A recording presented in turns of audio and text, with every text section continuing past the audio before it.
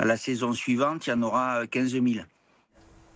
Voilà pour les réponses à la première Mmh. question de Martine. Elle vous en avait posé une seconde. Oui, la deuxième qui était, que risque cette personne qui a déposé, le sanglier sur son, chemin privé? Parce que on l'a vu, hein, c'est un acte ultra malveillant, presque impossible à comprendre. Alors à cause de cette personne, hein, on le rappelle, Martine s'est retrouvée seule avec seulement l'aide de ses voisins, pour expulser, la carcasse de ce sanglier mort, car personne n'a pu intervenir, chez elle. Alors d'un point de vue juridique, ce qu'il faut tout de même savoir, c'est que le sanglier est un bien, sans maître. Ce n'est pas un animal domestique, il est sans propriétaire. Et c'est donc bien à elle, malheureusement, d'en assurer le transport ou alors tout simplement de faire appel à une société privée ou à un organisme comme ceux que l'on vous a donnés ce matin.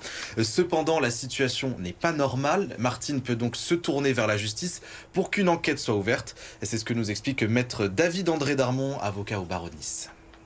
Déjà, elle peut déposer une plainte pénale contre X, puisqu'elle ne sait pas exactement qui en serait l'auteur, puisque c'est un acte malveillant de déposer et de jeter un cadavre de sanglier sur son chemin privé.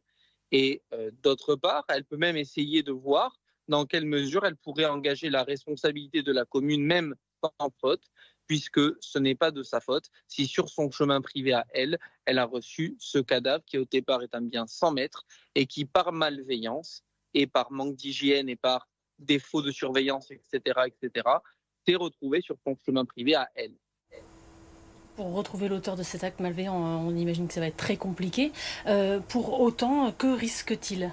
Eh bien, selon Maître Darmon, figurez-vous, pas grand-chose, hein. Cela pourrait seulement être une peine contraventionnelle, c'est-à-dire qui pourrait aller jusqu'à 3 000 €, hein, selon la catégorie dans laquelle elle entre. Et on le disait donc, pour retrouver l'auteur de cet acte, cela s'avère presque mission impossible, hein. On rappelle que ça s'est passé au Rouret, une petite commune, sur un chemin privé qui forcément n'est pas très fréquenté.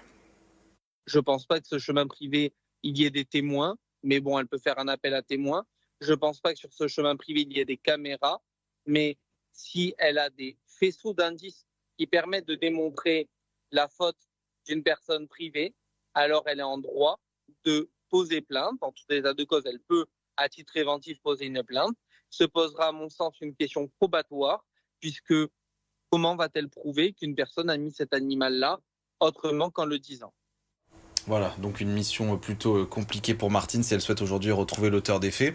Bon, j'espère en tout cas que nos éléments de réponse ont été clairs pour elle. Ce qu'il faut bien retenir, donc, c'est que si cela vous arrive, il faut contacter donc l'Office français de la biodiversité ou alors tout simplement la Fédération des Alpes-Maritimes des chasseurs. Vous avez les numéros qui s'affichent toujours à l'écran et surtout, évitez de toucher la carcasse morte du sanglier parce que vous pouvez avoir des risques de maladie. C'est en tout cas ce que nous disait le chasseur Jean-Pierre Cojol.